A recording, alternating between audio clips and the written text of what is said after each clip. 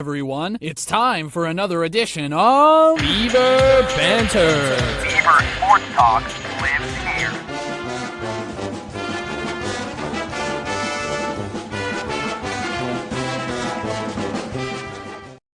Welcome back to the Beaver Banter podcast. I'm CJ Baumgartner. That's Ian Rivers. Ian, always another great day to be a Beaver. And before we get too deep into the weeds of this episode, want to remind you, last week we had a late episode come out where we talked with Bemidji State football's offensive coordinator, Jordan Hine, and he talked about accepting the position, kind of what led him back to BSU, talking about the things that excite him about next year's unit, got some scoops on quarterback battles, wide receiver battles, offensive line battles, tight end, fullback stuff. It's a great conversation. We always love having Coach Hine on the program. So if you haven't listened to that yet, go back and listen to that episode and then come listen to this episode because that's the plan. So before we talk about that's pretty much it. So before we get into the full slate of stuff, do want to mention, Ian, we have an NSIC champion. Yeah, Beavers men's golf has done it again. Not from the team perspective this time, just individually this year, unfortunately. But Logan, I believe it's pronounced Schoepp, has captured the individual NSIC championship for himself. So that was awesome because he was up there in first place for most when we were recording, I believe, this last Saturday. And now to see that he was able to hold on, even though the team was falling a little bit in the standings over the course of the tournament. That's cool. It's cool to see. We had I can't remember if, I'm blanking on the golfer's name, but I can't remember if we had the individual champion when we won the actual meet a few years ago or not. But this is really cool. It's not the first time it's happened for BSU, but definitely good to see the men's golf program still performing well. It's golf time. Golf is in the air. Masters were just a couple of weeks ago. Hello, friends. Yeah. Hello, friends. So it's kind of been on my mind. I kept a little bit closer eye on it than I normally would have, per se. But yeah, it's just exciting. It's exciting to have another championship to talk about on the show. Yeah, and remember, Bemidji State a couple of years ago won the NSIC championship as a team, their first one since 2000. Before that, taking a look at some of the things that were going on kind of in the standing-wise. Remember, Logan Schoepp was a freshman on that team. He placed 5th overall in that tournament. The Beavers back in 2023 had 3 golfers earn all tournament team honors. Freshman Ryland Petrie and Caden Lick tied for 2nd. With 3 over 219s, and while freshman Logan Schoepp at the time finished 5th with a 4 over and a 220 overall. So it was a pretty young team at the time, and you get to see, again, just as a junior, Schoepp come away with the individual title. So Bemidji State didn't have anybody finish first back then individually. They just did really well as a team. This year they tied for 3rd with MSU Mankato, and then they had Concordia St. Paul winning the whole thing. So that's how this tournament ended up shaking out this year. But if you look at the overall, again, stat lines, he led from round 1 and was able to finish 7 under par at 209 and just beat out Concordia St. Paul's Tom Gutzmer by 1 stroke to win. Is the 17th Beaver overall to earn top medalist honors at the championships and the first since Chris Swenson in 2021. Speaking of freshmen who did really well in this tournament, Brogan Pascal followed Schoepp and tied for 23rd, finishing with a 3-round score of 226, followed by Kobe Kenzel and Tate Usher. 5th-year junior Jack Southard rounded out the Beavers' 5 competitors there as well. He finished with a 231 and placed 33rd. The other 2 finished 25th and 29th. Respectively. So in terms of for Schoepp, how does this kind of shake out for him to qualify for the national stuff, Ian? Well, we have no idea. It's not very clear. We did a little research and tried to do some digging before the show, and we really can't find anything. You have to assume that there's going to be some sort of individual tournament, because they do let individuals in, like 5 from each region, something like that. And with him winning the conference meet, you'd think you would he'd get the assume bid. that he would be one of them to get the invite, but we'll see. We'll keep our eyes posted on Twitter and on the BSU Beavers webpage. And if anything else comes out, we'll post it. We'll put it in the Discord because We'll do an emergency pod. Discord. It'll be like a 4-minute one, but we'll do one. Yeah, exactly. Yeah. So either way, like, still awesome to be the NSIC champion. Unfortunate, like I said, that the team couldn't hang in there because they were tied for first at the end of the first round. And then the next 2 days didn't go quite as well as they would hope. But either way, still good to be up at the top of the conference again and competing for some of those best honors. And to have somebody come away with an individual honor like that is just really cool for the program, who's been in a pretty good spot the last couple of years. Yeah, exactly. It's been fun to follow men's golf throughout the fall and the spring. Just they're able to do some fun stuff. And again, we talk about the spring sports kind of infrastructural deficits all the time. You'd think golf would be one of them, but they find a way. Obviously, the simulators and some of that help out. I know redoing the glass certainly helps out a lot with a lot of those sports.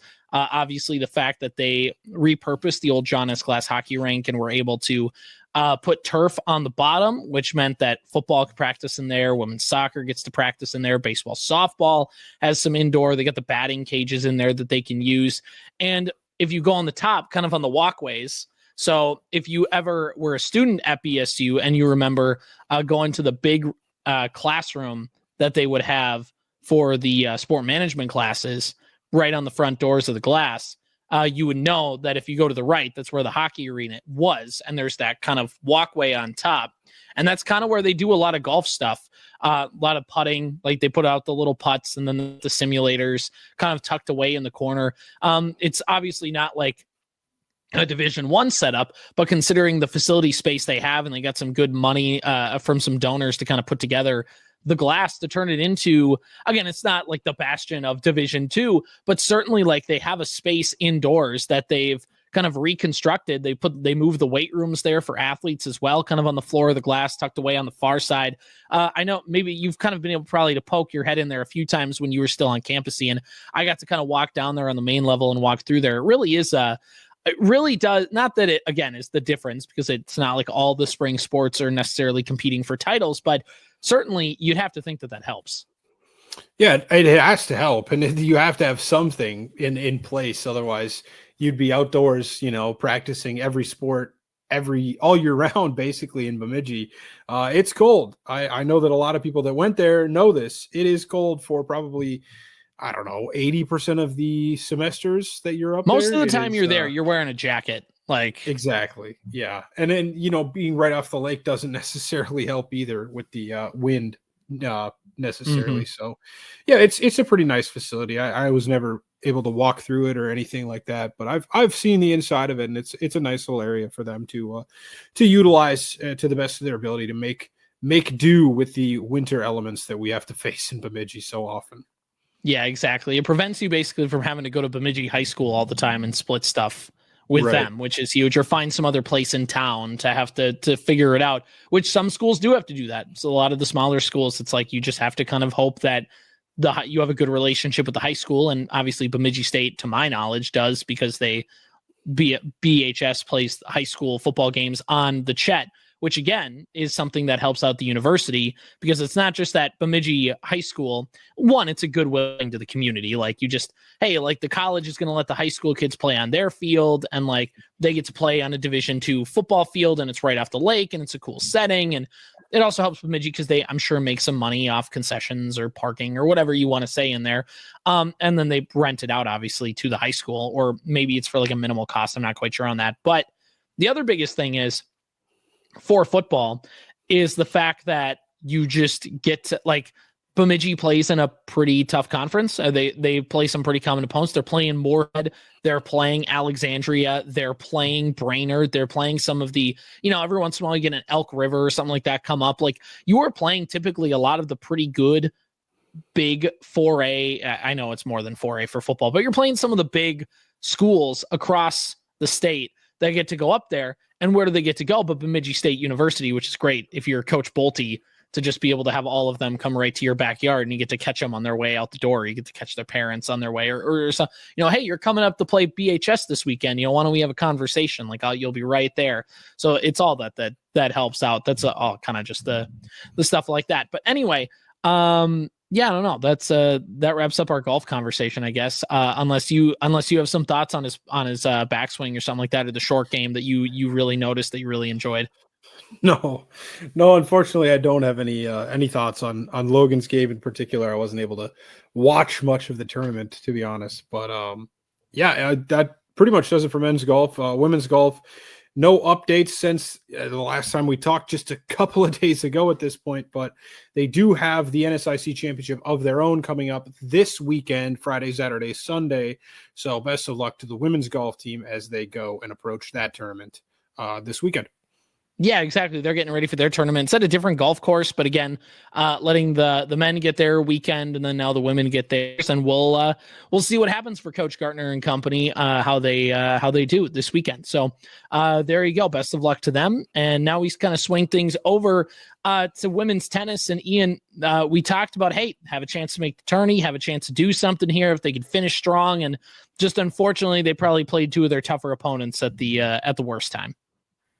Yeah, two games you were hoping you could steal some wins from, and fortunately, the scoreboard reads 0-7 in both of those games. So the Beavers will not be attending the 2025 NSIC tournament, which is just the top 6 teams, which the Beavers narrowly miss out on because of these two losses. Like I said, of course, the year they Saturday, narrow it down to 6, by the way, then all of a sudden just miss the cut. Yeah, exactly. But I think, like we talked about, one of those games would have been enough to get you in, and unfortunately, you lost both of them, and so you're going to be, unfortunately, done for the season. That will wrap up their season a little bit earlier than they had hoped, but still very cool to see them be pretty competitive at least, and have a chance at the end of the season to make that, even now as it is a shortened tournament field down to 6 teams from the 8 that it's been in past years.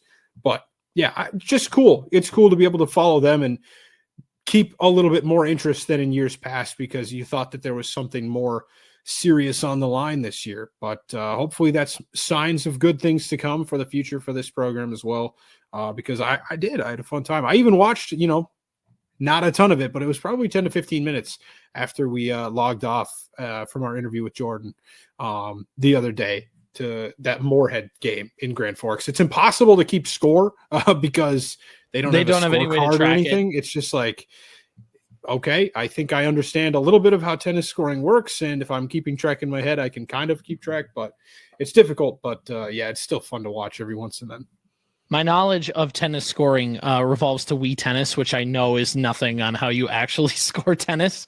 So that's about it. Do they do the thing with the flamey ball? And that's about to my knowledge of tennis scoring. So yeah, I'm glad you were able to catch that and get a little bit. Yeah, unfortunately, Bemidji State Tennis is women's tennis done for the season, and on to next year.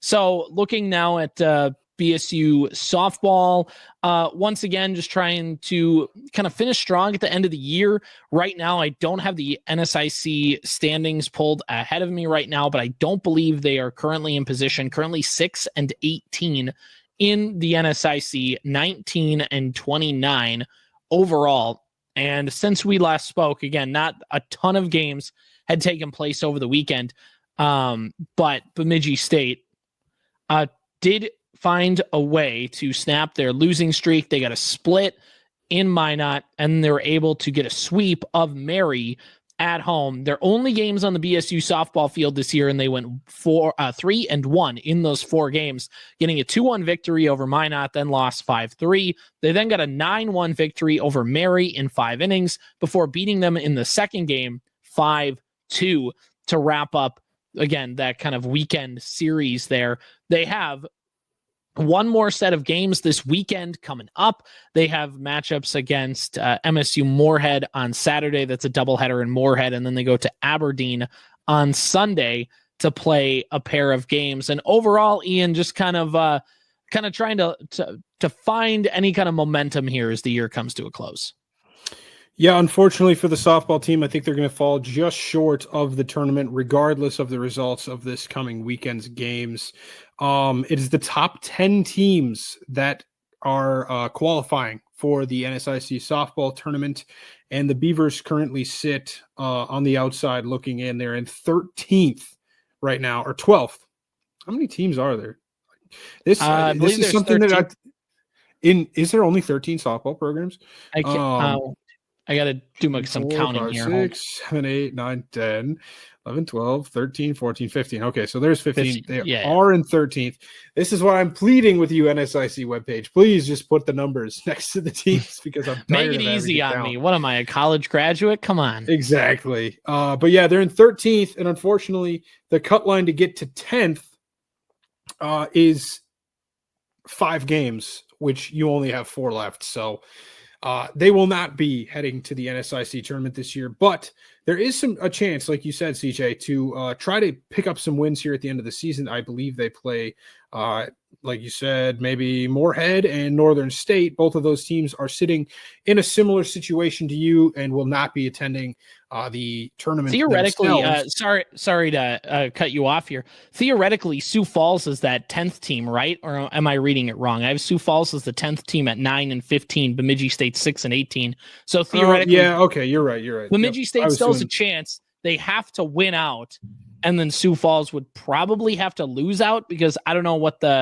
looking at the season. I know they played each other, but I'm sure Sioux Falls got they lost 0-2 in the regular season. So I'm sure if they tied, they would lose head to head. So basically, Sioux Falls would have to lose out and Bemidji State would have to win out. Yeah, that seems pretty likely. So there is a small chance, you're right. And that includes you sweeping MSU Moorhead, who does sit 2 games in front of you. And MSU Crookston would have to drop some games because they sit 2 games in front of you. And then Sioux Falls would have to drop their games. And not to mention, you would have to sweep 4 for 4 this weekend. But I do believe you're correct, CJ. There looks like there is an outside chance. It's a very small chance. It's there. Yeah, keep your eyes on Bemidji State softball this weekend because every game they win inches them closer.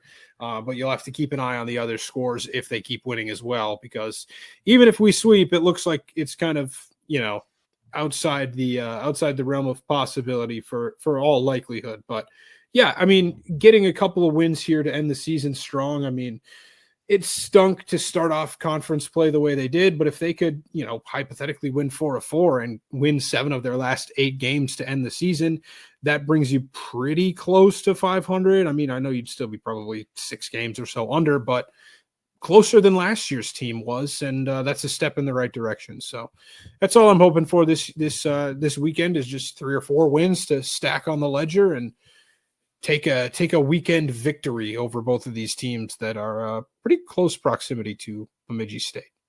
Right, exactly. Beating up on some rivals here to end the season would certainly be key. Looking for what kind of things really did get to Bemidji State this season. And again, 4 games withstanding. So maybe, look, it's not over till it's over. We've seen other sports be able to turn things around.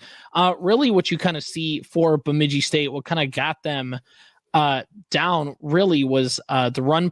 If you look at run production, they sat 10th in the NSIC with 193 runs scored. If you look at the home runs that they've hit, they are 13th in the conference with just 5 all season long. And again, you're playing in some cold and crummy conditions most of the season, but so are a lot of some of these teams when you look at it throughout the campaign. If you want to look at strikeouts, Bemidji State was a team that struck out. One of the least, in fact. They were 14th in terms of overall strikeouts at 195 as a lineup, which is good. And you obviously with softball, you don't want to strike out. You want to put the ball in play. Sometimes, and again, I'm not making broad sweeping generalizations. The one downside of that can sometimes be you're putting the ball in play, but if you're not hitting it hard, like hitting a weak ground ball to second base and striking out, this is the calculus modern day baseball thinks about all the time, right? Like, what's the point of hitting a weak ground ball if I'm going to be out anyways? Let me swing big, and if I miss, I miss, but I'm out anyways. Now, softball's a much different game. I'm not trying to equate the two or inflate them as the exact same, but that's, again, one area to look at as the kind of what things were for the season. And for Bemidji State overall, on the pitching side of things, they had a 4.72 ERA. That was 11th in the conference, and that again just kind of didn't necessarily work in their favor when you're allowing the runs that they did. If you look at runs overall allowed this season, Bemidji State 373 237. I was looking at their hits. 237 runs allowed is actually if I look here, they're kind of middle of the pack on that. They're 9th in the conference with that. So overall, again, it's just more of like the pitching wasn't bad and the hitting wasn't necessarily bad either. It's not like they were like, oh my goodness, this team couldn't hit at all. This team couldn't pitch at all. But it's just that like one of them was okay and they didn't quite have that other area to necessarily be good enough to pick up one of the other, if that makes sense. Like you can have a lineup that's like, okay, they can get the job done, but they're not going to light up the scoreboard. As long as you have pitching and defense that can certainly help things out, you're kind of going to figure out how things work along the way. And that just didn't necessarily happen. If you look at the errors that Bemidji State had in the field, again, one of the more cleaner teams throughout, if I'm reading the stat right here, they only committed 43 errors as a team. That's tied for second to last in the conference. So it's not necessarily the defense was that bad either. Maybe you could say the defense was one of the things of that team that really helped them.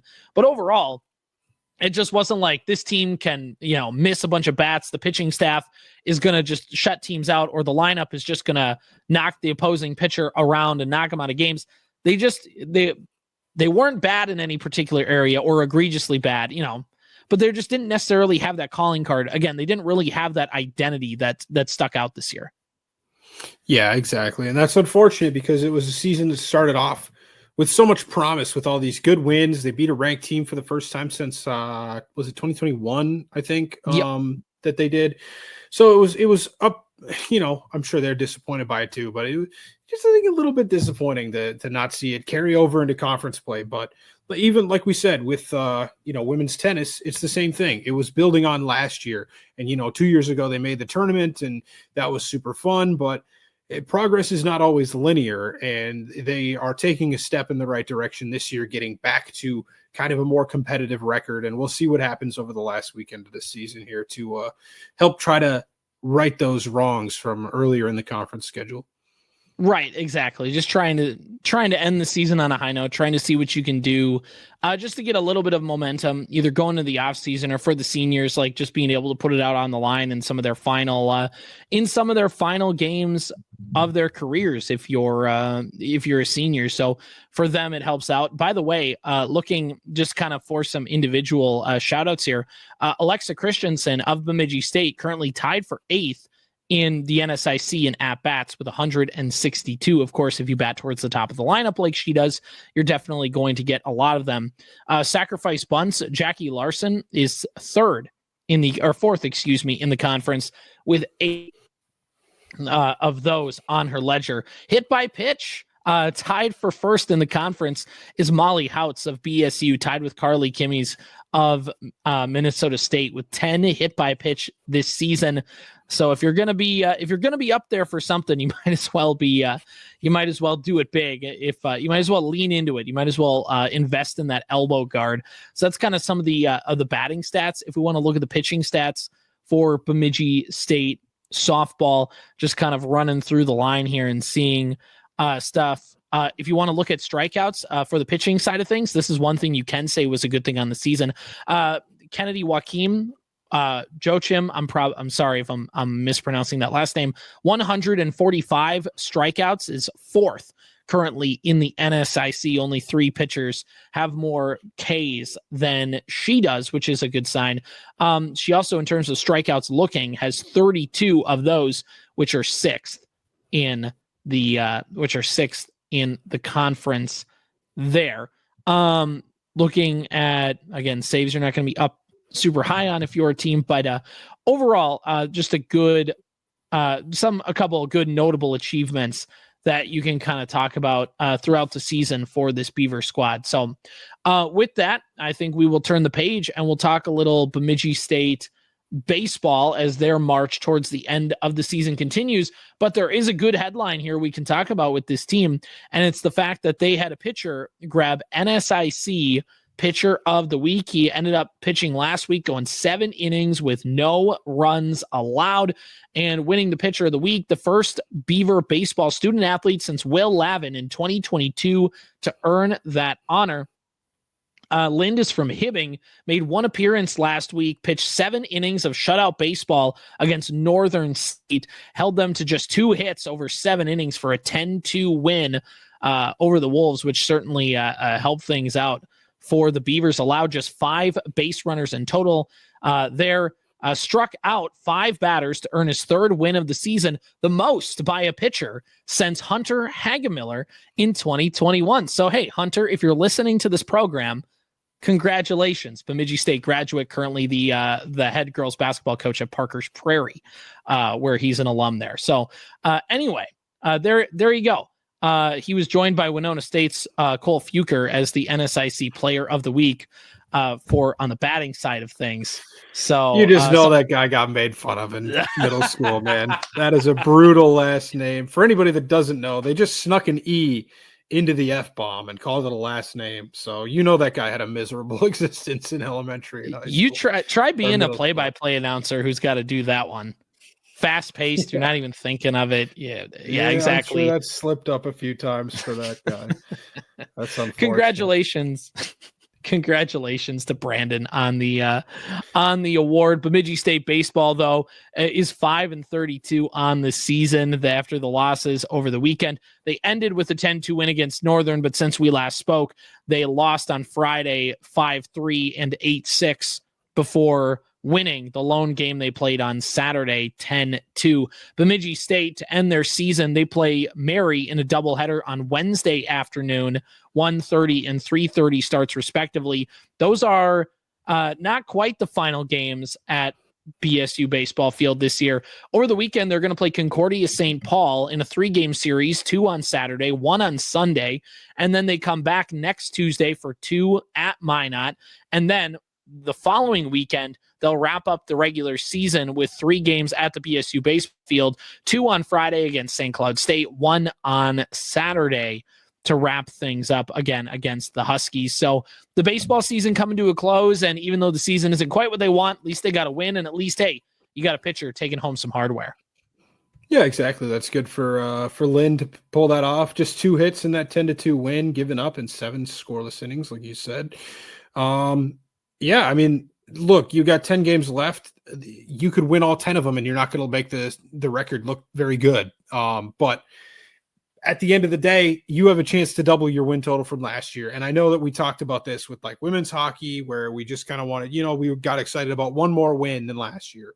But that's kind of the step that a lot of these programs have taken this season that had pretty poor seasons the season before. We talked about it with women's tennis, with softball, now with baseball, women's hockey, even all these programs taking a step in the right direction. Baseball has a chance to win one more of these 10 games at the very least and double their win total from last year, which obviously is just 6. But when we're talking about BSU baseball, this is kind of, everybody knows the situation that we're in. So what can you do? You got to start at the bottom, and at least you get a couple of games. If you wanted to pay some money and go watch the baseball team this year, you might have gotten to see some more wins than you're used to. And that's cool. Why not? That's what you'll take. Exactly. It's what you're kind of going to take at this point in the year. Again, just kind of rolling through some of the statistics here for the NSIC in baseball, just to get a peek at kind of what the identity or kind of what things have looked like for the BSU baseball team this season. In the hitting department, Bemidji State overall as a team currently sitting at the bottom of the conference with a 223 team batting average. If you look at runs scored on the season, they are in last place at 133 runs scored. Northern is the next closest team with 201 runs scored. So a bit of a differential there in that one. In terms of the long ball, Bemidji State is tied with the UMD for 26th home runs hit, which is tied for last place in the NSIC. Slugging percentage overall, again, Bemidji State is going to be towards the bottom in walks drawn. In terms of strikeouts, Bemidji State has 301 as an offense. That is tied for 5th worst. Crookston has struck out the most with 349. Again, not trying to dogpile. I'm just trying to paint a picture of kind of where things have sat for this BSU baseball team this season. If you want to look at fielding percentage, Bemidji State's 93.8 fielding percentage, or I suppose 0.938. If you want to look at it that way, is last place in the conference. On the pitching side of things, the team ERA is also, again, towards the bottom of the conference as well, with a 10.62 earned run average there. So, again, that's how things are wrapping up for the baseball team. So, Ian, anything else with spring sports that we need to talk about? No, nothing major. I'm looking at track here. They've got quite a few events scheduled over the next week or so. They've got the Drake Relays, the Bison Open, and the Viking Classic, all coming up this weekend. Drake Relays are Thursday through Saturday. The Bison Open is Friday, and the Viking Classic is also Friday. Those are all in Des Moines or Fargo, North Dakota, respectively. Yeah, not much to report other than that, unfortunately, but I think that just about does it for our spring sport conversation for the day. No CJ. hockey news. No hockey news. No, on not anything really. for the first time in a while, which is kind of insane. Yeah, it's good and bad. You know, we don't want too much to be happening this time of year, but yeah, it's weird because even though it's pushing late April at this point, it's still it's a hockey school, and usually you've got plenty of hockey to talk about. The transfer portal has added to a lot of excitement, better or worse. Yeah, exactly. And Bemidji State largely been unscathed by that. Of course, we talked about that a couple episodes ago. So go kind of check out the last 2 episodes where we kind of mention a little bit of the hockey stuff moving around. Ian, before we wrap up, we do want to wrap up the show. We teased it in the title. We, a couple weeks ago, ranked the Bemidji State University rivalries throughout Minnesota, the Dakotas, conference rivalries, whatever. We ranked them, or drafted them, I should say. And we were going to hold off and do the NSIC ones because they kind of deserve their own time. And we didn't do it on last week's show because we had a great interview with Coach Hine, and we didn't, again, want to kind of shadow that as well. We are going to talk about that and drafting, and Ian is the number 1 overall pick, which I'm excited to see his answer here for. Do we not? Did you have the number 1 overall pick? I did for hockey. You did for hockey. This is you. Yeah. I think this is me. That's even more pressure. Great. Watch me draft Trayvon Walker over Aiden Hutchinson and just mess that one up. All right. It is draft week after all. So before we do that, Ian, why don't we talk about the Discord? Yeah, obviously jump in the Beaver Banter Discord. It's awesome. There's tons of Beaver fans at your disposal. You know that everybody loves chatting about Beaver sports, no matter what it is. We do live game threads for all the hockey games and every other important game. We did one for Hockey Day Minnesota when it came to the women's hockey team. We did some for the football games when they were in the playoffs. We would do the same thing for any other team should they make an NCAA tournament run or maybe an NSIC championship game of some sort. So yeah, definitely join that. It's the best place to stay up to date with all things Beaver sports and everything around Bemidji as well. Feel free to post whatever you please in there, as long as it is relatively safe for work. That's let's understand this is a public forum. All right, let's keep it PG. Ian, other than that, Ian doesn't want to realize I might have dug myself a hole. Chat. Yeah, realized I might have dug myself a hole by saying whatever you want.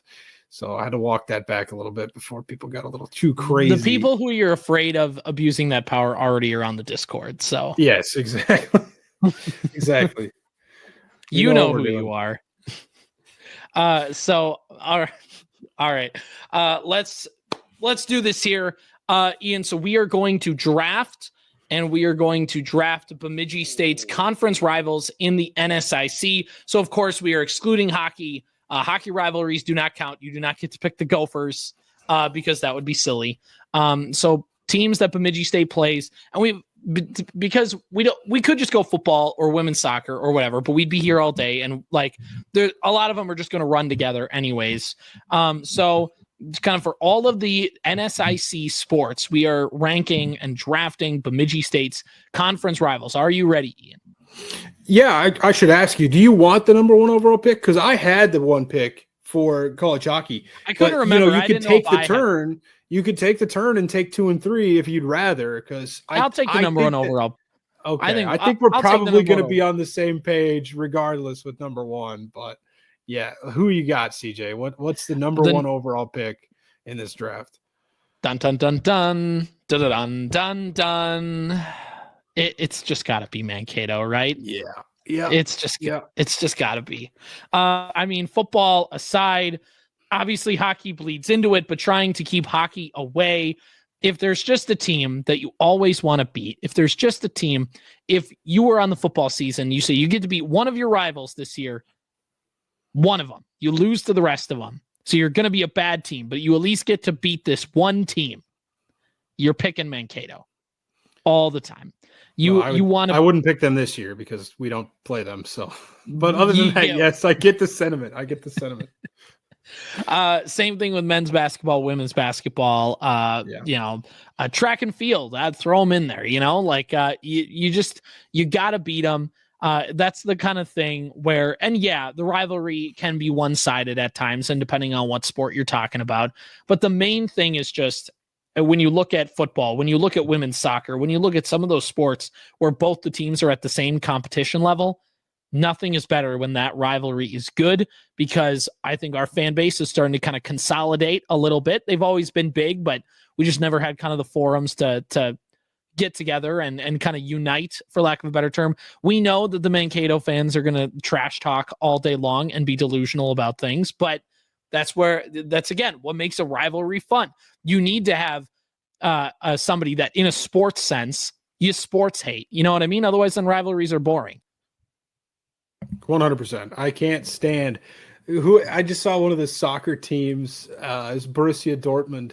They lost, I think, in the quarterfinals of the Champions League, and they quote tweeted Barcelona saying, "Go win this thing." I'm like, what are you doing, man? Come on. The game is gone. What happened to the game I love? There's definitely a line that can be crossed where you're like throwing death threats at somebody just because they root for a different team. But like there has to be, I agree, that little bit of like hatred just when the game is being played, when you are playing a big hockey series against this team or a big football game against that team. Like there's got to be a little bit of hatred in your blood just for the sports fan in that other person, like that car ride back after the Mankato game was not a fun car ride because we just kept going, God dang it, we hate Mankato. Yeah, it had to be freaking Mankato. And that's 100%. That's who I had at number one. I don't think anybody will oppose that opinion. Doesn't matter what sport it is. It feels like the big games always come down to Mankato, whether it's soccer, whether it's football. And I do think, we're not really including hockey in this because it's NSIC, but that kind of helps, because you play them in another sport. That's definitely a big reason why we hate them in hockey so much. It's because in football and soccer and basketball, it's a tough time beating them. And so you want to just, we'll get them on the ice though this year, so that definitely builds into the rivalry from both perspectives. But, exactly. And because you could talk about St. Cloud State, you could talk about UMD, and there are rivalries and they will show up on this list, but you don't, as much as we try and keep hockey out of it, the hockey factor does play in because, when you play UMD or St. Cloud State, there is an in-state rivalry component, but they're not like staying up all night thinking about Bemidji State University. As much as we want to beat UMD or St. Cloud State in hockey, you're not like thinking like, oh man, I can't wait until we play St. Cloud State to go beat those guys. Like you do, but not on the same level of it's like, God dang it, let's just sweep Mankato this year. Let's just beat them in football. The marquee win of the Bolte era to kind of prove that like Bemidji State was a program that's going to be around for a while was when they beat Mankato in the 2016 season. It's like week 2 or 3, Bemidji State goes down to Mankato and beats the brakes off of them and comes back home and kind of establishes that like, no, things are different. You're going to have to, Bemidji State is going to be a toss-up game for you for the next decade now. And that's pretty much what's happened. So, we could talk about how much we don't like Mankato all day, but we got to move on. Let's talk a little. And here's the other thing, too, I will say. And again, this is sports hate, so I'm probably seething or coping or whatever you want to say. The fan base of Mankato makes it really easy to root against them. Is that fair? Yeah. Oh yeah, they've kept this hockey off season pretty interesting on Twitter and everything. Like, man, they just have a way about them. I think that's something we gave credit to the top two fan bases in the college hockey draft that we did. And that was one of them that was included in that. So that definitely does not hurt their case to be the number one overall pick. No, exactly. All right, Ian. Dun, dun, dun, dun. Dun, dun, dun. I think it's got to be Minnesota Duluth at number 2, man. Yes, it does. I think that up until a couple of years ago, when we really started to compete head to head in soccer a lot and football a lot with Mankato, and even more now with hockey, where it seems like every year, you get that little bit of more of a rivalry building between these two teams. I think up until maybe COVID era, Duluth would have probably been my number one pick for the NSIC rival. Part of that is because you just couldn't beat them in football. And that was the team forever that you just were like, man, I can't stand that we've lost to them 15, 16, 17 times in a row or whatever it is. Like, we got to beat them. And now that we've done it, it's like we brush them to the back burner. No, but that's not necessarily the case. They still are competitive with us in almost every other sport. Basketball, more often than not, I do feel like they have a good basketball program, but there have been some big games between those two teams. A couple of years ago when the men's team was pretty good. Soccer, they don't have a terrific soccer program, but we've played them in a few big situations. Normally we play them at the end of the season. And then football, of course, is the number one thing. And hockey as well. Again, you play them almost every year. So that doesn't hurt the little bit of rivalry going back and forth. And of course, the geographical closeness of Highway 2, the distance. It's the Highway 2 rivalry, and that's just a huge thing for these two schools to go back and forth and head to head. So I think it's Minnesota Duluth pretty easily for me at number 2. Yeah, exactly. And I think that's the biggest thing is weirdly football really does shake things out, because over the last 4 or 5 years now, Bemidji State, not that it's been easy, but they've gotten the better of Duluth enough times where you go. And again, when we were on campus, it was like, please, can we just beat Duluth? Because I know that Bemidji State did beat Mankato my freshman year, your sophomore year. But It was like a whoa, oh my goodness. And you couldn't beat Duluth. So you were like, you wanted to beat them. And now all of a sudden it's like, yeah, okay. Maybe it's arrogant to say, yeah, okay, all right. We know we can beat Duluth. That part's done. Now let's work on beating Mankato consistently. Let's do that now. It kind of felt like not you've graduated past the rivalry, but in this stage, the rivalry just isn't as strong because there's just no oh my gosh, we got to be able to beat them one of these times. Oh, now we're the ones inflicting the pain on the other school. And right. Yeah, I mean, football carries it. Women's soccer, like you said, it's a little stronger with the Mavs, but yeah, the geographical component does play into it. And in the same way, Mankato fans can be very generous on how they perceive themselves. It is the same way with UMD fans. They believe that they are like the San Francisco of Minnesota with how and I loved my time in Duluth. People were great. I'm not trying to disparage you good Duluthians and Northlanders, but also you guys sometimes think that your area is just God's gift to the world, and it's beautiful. Don't get me wrong, but it's not that great. It's no Lake Bemidji, you know what I mean? It's that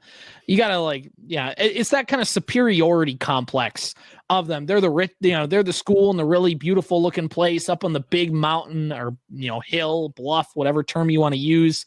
And they have Superior, and they got the big city. I mean, the Duluth metropolitan area really does help them out a lot, not just the city of Duluth, but you have Superior, you have Proctor, you have Hermantown, you have all of these cities around there. You have Two Harbors, you have all these things that kind of help that area. They actually have a media market where they have news stations in Duluth, and they have these things that kind of help out.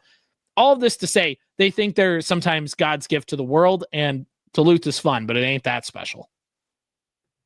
Yeah, that definitely doesn't hurt. And I do think that, the goal when it comes to football especially is when you're looking at the season schedule, you're looking at Mankato now.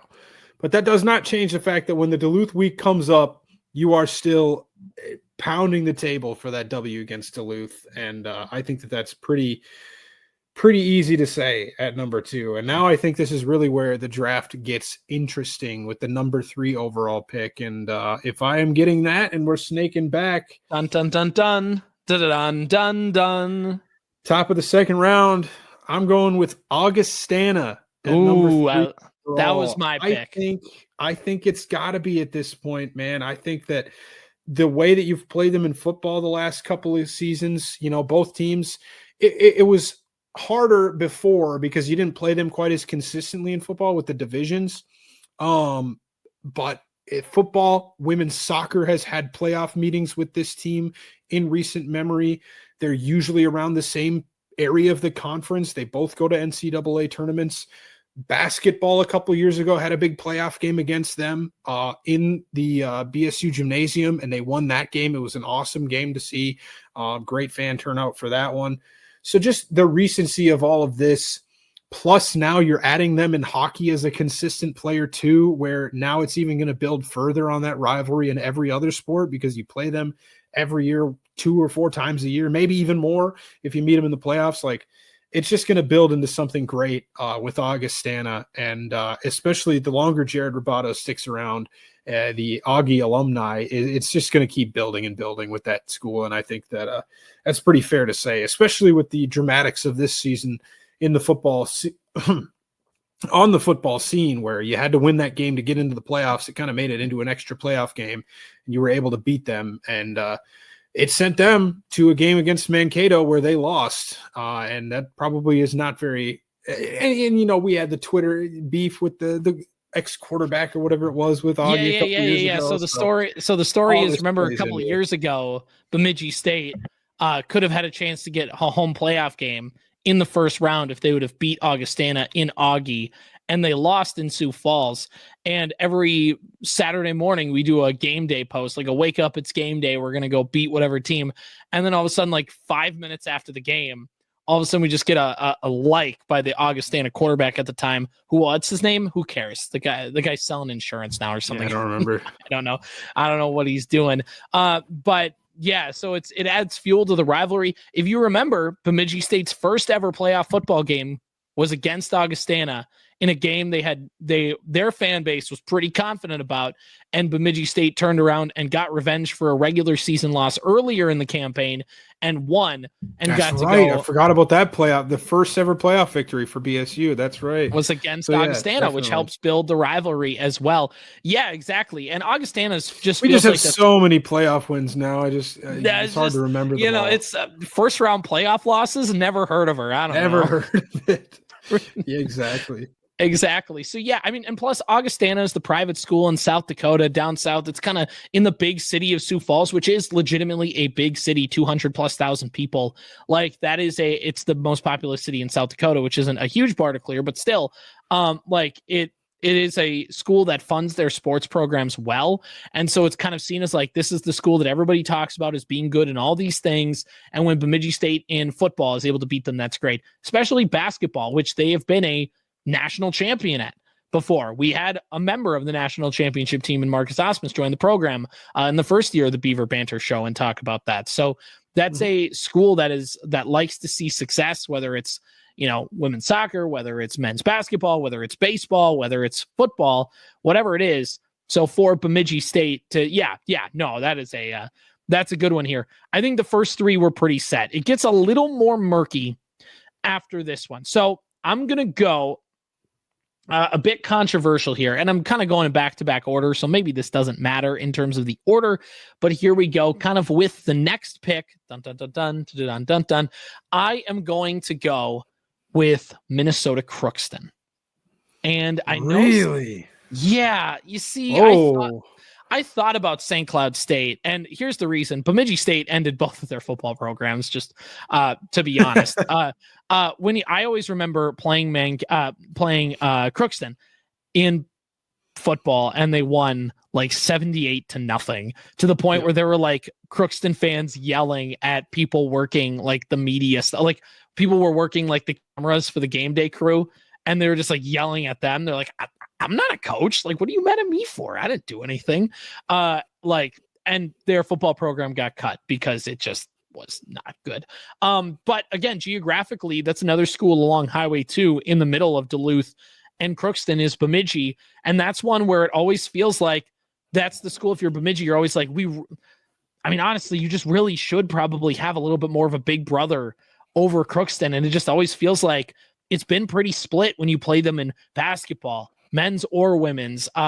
Women's soccer, they do pretty well. But I just always feel like Crookston is a good rivalry. Not that there's a ton of Crookston fans out there that you jaw back and forth with, but if you just look at the results, Crookston is a school where it's like every year it's like, yeah, they should beat Crookston. And then they end up splitting on the year. And you're like, how? And then just kind of makes you mad. You're like, how do we not beat Crookston more than what we do? And in some sports, it's a little better than others. And obviously Crookston has a really good baseball program right now. But once the Dykoffs leave, that should be a little easier. But still, like, that's kind of what I see. And then my next pick, is St. Cloud State, just because of, again, geographical kind of things. You can maybe put Moorhead in the spot, and maybe that's the easier one, but Moorhead kind of gets lumped in their own world, I think, with Fargo, where St. Cloud State kind of stands on their own. And I think, again, hockey does, as much as we try not to have it seep in, I think hockey does seep in a little bit. But if you just look at, they don't have a football program anymore, but the women's soccer, there's been some pretty good matchups between those schools here and there.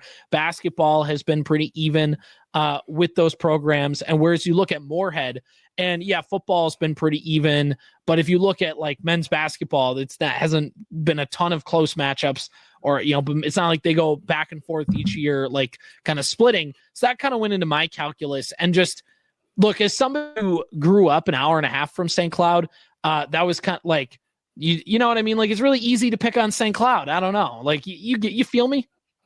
Oh yeah. I grew up like a half hour from St. Cloud. So that was, if you ask 18-year-old me, I think St. Cloud State would have been maybe like number 2 on this list before I kind of even got into the whole spirit of Bemidji State and learned who the real rivalries were. I'm a little shocked. I was about to rip into you a little bit. I had Crookston unranked. I did not have them on my list at all. I'm looking at draft boards differently, I'm on the analytical approach. That's what's beautiful about draft season is some teams have different draft boards. And I wanted to hate it, and I think maybe I'm just thinking a little bit too football and soccer centric, because you look at football. Football was no contest. Yeah, like they don't have a program anymore. 25-2 all time against Minnesota Crookston. The last matchup they had, I believe, was It was like 78. The last one was 27-10 actually in 2019. Really? The ones before that, 69-0, 56-0, 76-13, 41-7. So yeah, it's not very competitive in football or soccer for that matter.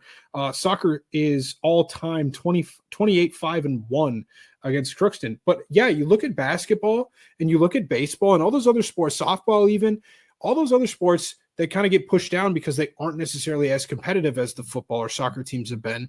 And so they kind of get weighted a little bit less.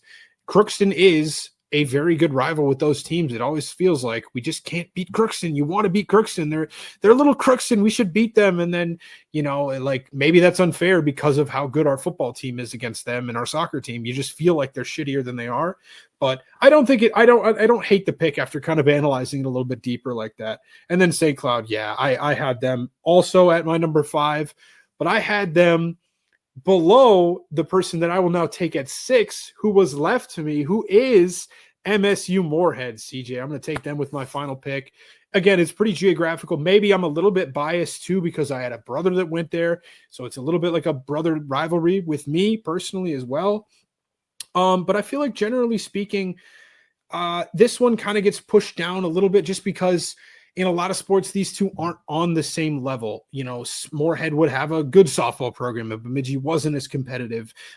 Same with football. Men's basketball, yeah. Yeah, men's basketball. They're really good. We haven't been really good. And baseball, or not baseball.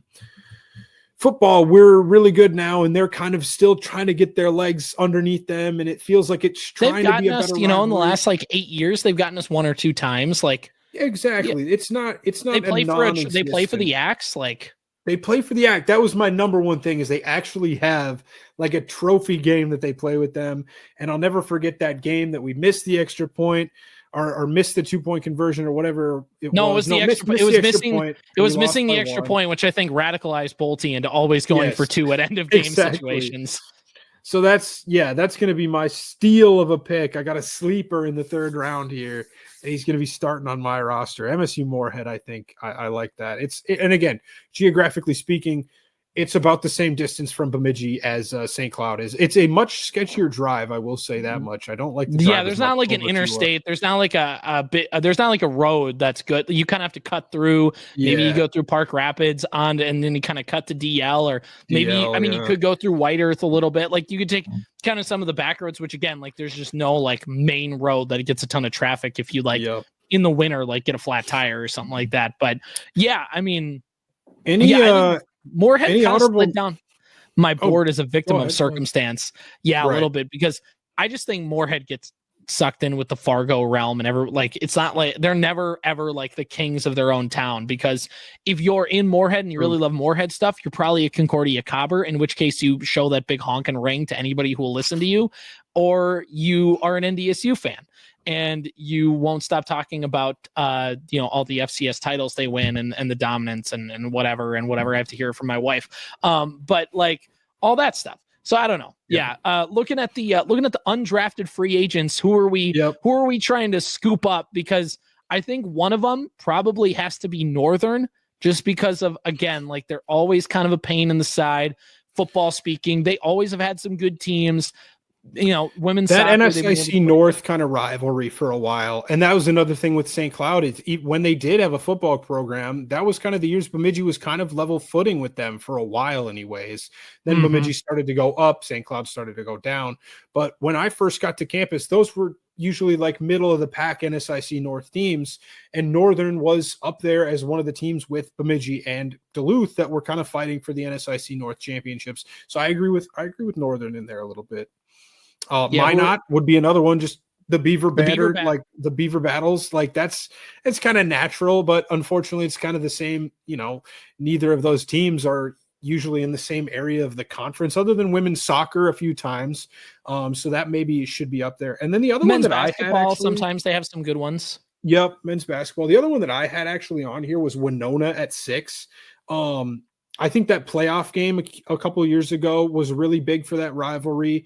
Basketball, they've been pretty 500. One team is usually up, the other team's usually down. So it'll go, 2 wins for this team, 3 wins for that team, and then back and forth. But soccer has not necessarily been that same way. But in football, they're 5-5 in their last 5 against Winona, including an upset loss this year in Winona that really stings for the program. So yeah, I think Winona's definitely up there. There's a lot. I mean, you look up and down, and it's like, it's a big conference. Sioux Falls is kind of, I don't like Sioux Falls. Wayne State is kind of, competitive with football. Like, there's definitely a lot more. It's just like we haven't played them in enough big games like Sioux Falls. Like, I don't know. And just like, again, geography matters because you run into a lot of their fans. You know what I mean? Like, yes, I'm not like sitting there with Wayne fans on Twitter, like, I don't know that I know anybody.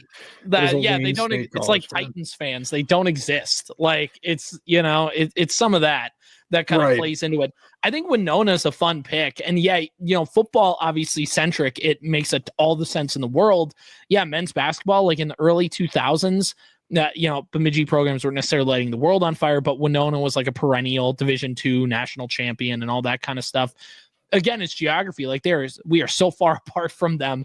They're down in basically like Iowa, Wisconsin, like down in the River Valley, like, and we're kind of up in Canada. So that does kind of matter a little bit. I think geography just plays the biggest part here. Concordia, St. Paul, maybe women's soccer kind of takes it, but football, you've never been on the same. And men's golf, I guess men's golf. Yeah. So there's a few others. I'm sure that I'm forgetting. Who could forget the Upper Iowa rivalry? May it rest in peace. Maybe next week we'll do a top 5 most forgettable NSIC schools. I'm taking you, Mary, number 1 overall, man. Man. That's that. We'll see how Jamestown ranks into this when they join the conference. I'm excited to see how Jamestown fits into the conference. That'll be it'll take them a few years, but it'll be interesting to see how that shakes out. Absolutely. So That does it. We have about a minute left here. Any other Beaver banter thoughts you want to get out here before we call it a show? No, I don't think so. Congrats to Zach Whitecloud for winning game 1 of the Stanley Cup playoffs last night against the Minnesota Wild, I suppose. I suppose, it's the coolest thing ever to get to tell people you have a classmate who held up the Stanley Cup. That is still just... Yeah, it's also the coolest thing ever that he gets to eliminate your team from the playoffs every other year. It's like, God. Dang it. Why Don't did he worry. have to go to Vegas? I'm happy for him, but yeah, it stinks that he's got to play for a team that we don't like, but He'll pull a Brad Hunt and come here when he's like 40 years old. Yeah, maybe. Yeah. We'll see. Maybe. All right. This is the Beaver Banter Podcast. We'll see you guys next time.